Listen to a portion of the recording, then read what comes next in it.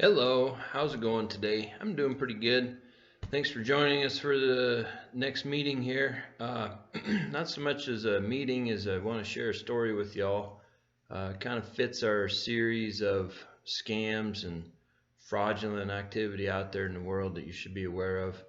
A friend of mine this year shared a story with me that I felt was worthy of sharing on with you so you're um, better consumers and better stewards of your financial health, basically.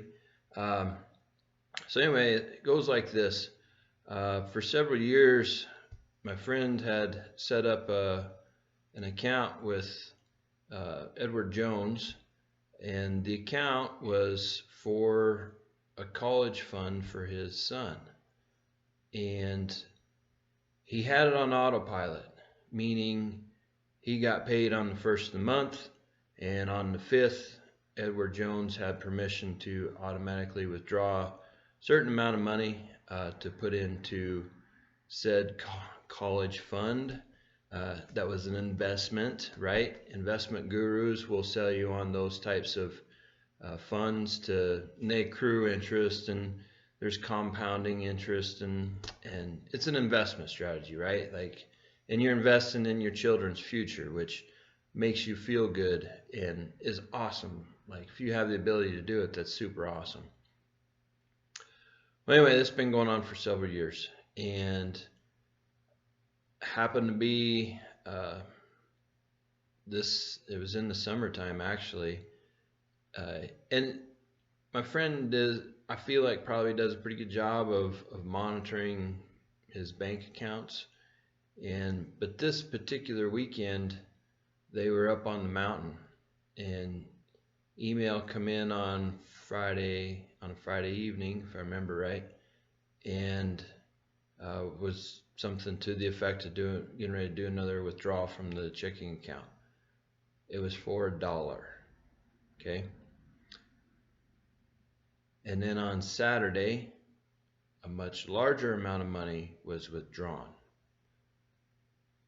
My friends get back off the mountain on a Sunday night, open up their email or their text messages, however they're getting notifications, and see that there had been 2 withdrawals taken over the weekend while they were gone. So on Monday, they called their Edward Jones representative and said, "Hey, what's going on? Like, it doesn't fit our dates that we normally do this." And then there was $1, and then there was another amount, and the representative said that it wasn't us. And he said, "Yeah, it was, and I can show you on the bank statement where it says Edward Jones, and it always gives a series of numbers behind it, right?" And so they sat down together, and here's what happened. A fraudster or a scammer had hacked into the Edward Jones side of a website, presented themselves as Edward Jones, and hacked several of Edward Jones customers' bank accounts, did the dollar withdrawal to make sure connections were good. And then, of course, it's a weekend, right? So they did this on Friday night. Saturday, Sunday, they do more withdrawals. My friends lost $12,000 while they were sitting on the mountain enjoying themselves. And I'm sharing this with you because my friend tells me he feels like if he hadn't been set up on automatic withdrawals, maybe this could have been prohibited. And I tend to believe that's true because I don't do automatic withdrawals. I've always thought they were lazy. I'll just put that out there for you. I think they're lazy, and you don't get to monitor your financial health and be involved in your financial health as much as you should be. And so we've never done them. And I've always kind of wondered about, there's this constant link all the time on the internet between one company and your bank account, what would it take for a fraudster to get a hold of that information and drain your bank account? And that's exactly what happened to our friends here. So I share this story with you to bring some awareness to the table. You know, companies all the time will tell you, oh, it's safe, and we do this, you know, thousands of transactions every month, and everything's okay, and we've never had anything happen. It only takes once, right? Just once. Now, luckily, our friends here had some insurance on their bank accounts that the bank ended up covering the fraud, and Edward Jones covered. They had some sort of policy in place that covered it too. So in the end, they never did get hurt financially, but going through the process was painful and alarming, to say the least. And it really puts some merit back on why we can still write checks or do some cash transactions, and it's okay. I don't buy it off on the automatic withdrawal stuff. You can do online banking and online purchasing, but you don't need to save your credit cards online. You don't need to even save them on your computer. You can type in your credit card number every time.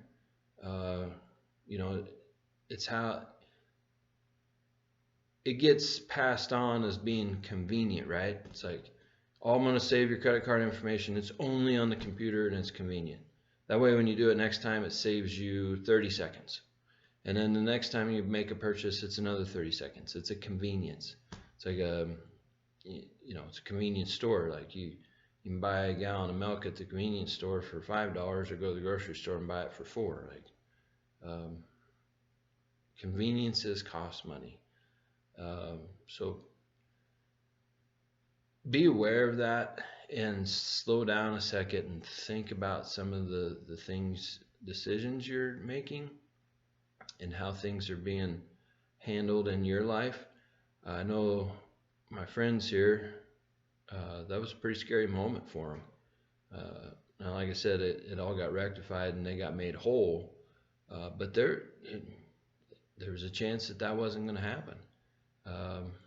Luckily, their bank and Edward Jones had some policies in place that kept them covered, but it's pretty scary out there. And the internet's a valuable tool to all of us, but where there's a pro, there's a con, and the cons here are the fraudsters that are taking advantage of people and really kind of targeting those that aren't paying attention. So, and there's ways that they can find you. So anyway, I just want to share this story with you in our series of scammers here. If you got a story that you'd like to share or suggestions, like my suggestions here, I agree with my friend here. Going back to writing a check every month is probably going to be okay. You can take time out of your life for 2 minutes and write that check and drop it in the mail, and then you know, your banks will take care of you. And of course, those companies will take your money as good as a wire transfer through a check, and probably prevent some of this fraud going on. So anyway, drop a comment if you got other suggestions. Sure like to hear about them. Or if you got a story, like I said, you're sure welcome to share it. Anyway, hope to catch you on the next video. And of course, if you want to sit down and talk real estate, buy, sell, trade, give away, estate planning, whatever, we'd sure enjoy that conversation with you. Thanks, and talk to you later.